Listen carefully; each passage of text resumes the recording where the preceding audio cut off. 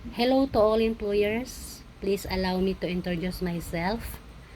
I am Josephine. I am 43 years old. I am a Roman Catholic. I am a single mother with one son, 17 years old.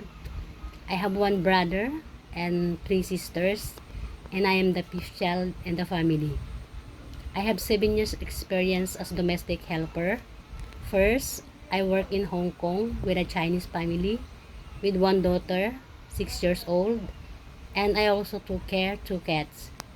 And my main duties are taking care of the kid, pick her to the school, and then send her to her daily activities, and I bring her to the park to play, and I also do housework like cooking, cleaning, and I also do marketing. And I also work in a Chinese couple elderly, and my main duties are help and assist them to their hospital checkups. And I also do housework like washing clothes, ironing. I also go market and cooking. And I also work in Turkey for 3 years with a Turkish Russian family with 3 children, ages 7, 5, and 4.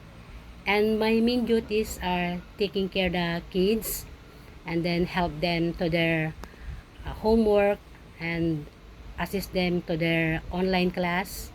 And after, I bring them to the park to play, and I also do housework like cleaning, washing clothes, ironing, and sometimes I go to market and cooking. I am honest, trustworthy, and happy person. Thank you.